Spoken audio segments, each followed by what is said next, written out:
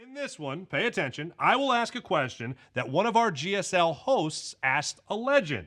You guys have to guess how that legend answered that question. It will be multiple choice. Murph, you're up first. Here's the question. John Wooden was a hoops coach of the UCLA Bruins for many years and had many great star players. One of them was Bill Walton. In John Wooden's opinion, was Walton the most valuable player he ever coached, or was it Kareem, or was it guard Walt Hazzard? All right, well, I'm going to go with Kareem. Kareem? All right, let's see how Wooden answered. The Bill Walton gang. Tell me a little bit about that.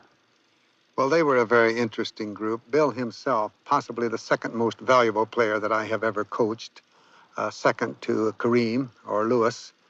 Bingo. That's one. Please keep count, Wes. All right. Barzy? Yes, Murph puts one in the books. Way to go, Murph. Way to start us off. Next question.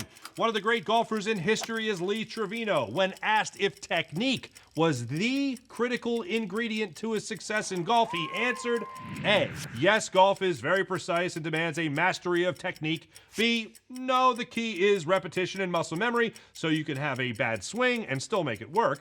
C, sometimes it's important and sometimes it isn't. It depends on the abilities of the golfer. All right, I'll go with C. Depends on the golfer, of course. All right, let's roll Trevino. Is technique a big part of it also? I don't think so. I think that technique can be mastered, whether it's good or bad. Repetition, you have to have repetition. And you have to have muscle memory. And even if you're swinging the club incorrectly, if you hit enough practice balls with a bad golf swing, you can master it. Yeah. Sorry, Murph. Yeah, but you still got to have talent, right? Of course, but he's saying even a hack like me could go out there and become a good golfer through practice and repetition. I doubt that. Me too. Moving on to the next one. The Great Horse Secretariat won the Triple Crown in 1973. According to his owner, Penny Tweedy, the most exciting Triple Crown moment for her was A, when he crossed the finish line at the Kentucky Derby, B, when he made his move to take the lead at the Preakness, or C, when he won the Belmont Stakes to capture the Triple Crown.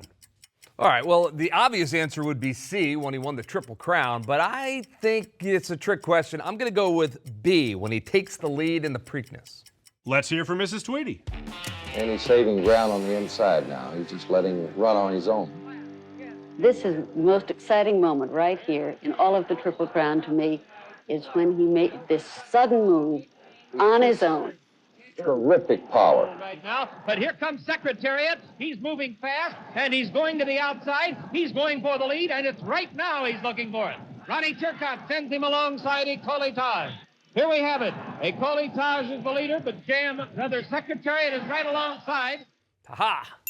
Nailed it. Good guess, Murph. Went with the counterintuitive answer. Well played. You have gotten 2 out of 3 correct, so now we move on to Wes.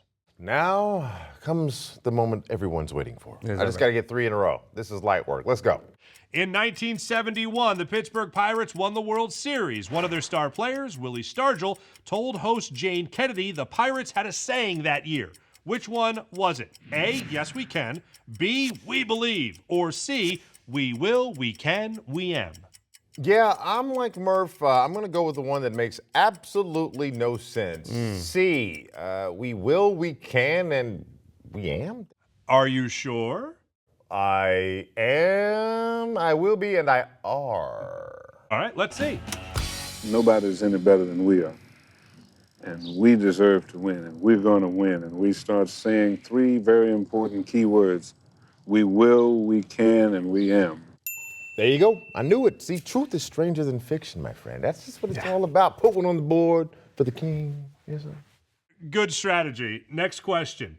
Willis Reed helped lead the New York Knicks to 2 NBA titles in the 1970s. What college did he attend? A, LSU, B, Grambling, or C, Texas A&M? I just want you to pause and feel what I'm about to do here. This is me catching up to you.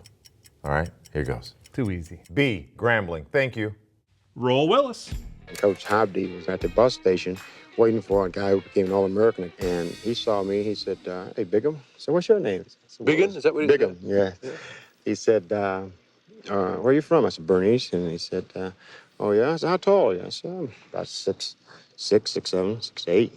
He said, well, he said, I tell you, he looked at my hand, looked at my feet, and, I was really a big kid. He said, whenever you graduate from high school, you got a scholarship at Grambling. You come to Grambling. And Wes puts another one in the win column. Wes, you get this one right, and you win the title of Quizmaster for the day. All right, I'm prepared to be great because I'm already halfway there. All right, listen closely. For all the marbles, in 1976, this team won the College Football National Championship, and this player on that team won the Heisman.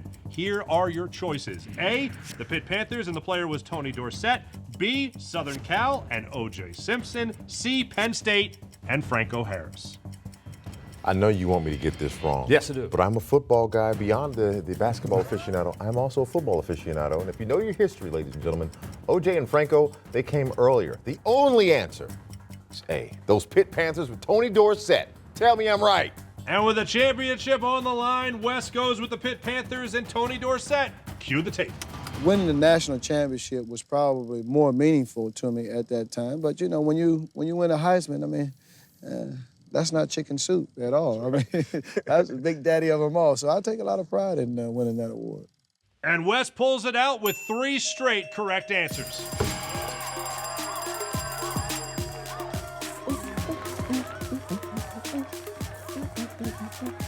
You done? Huh? Oh, sorry. sorry.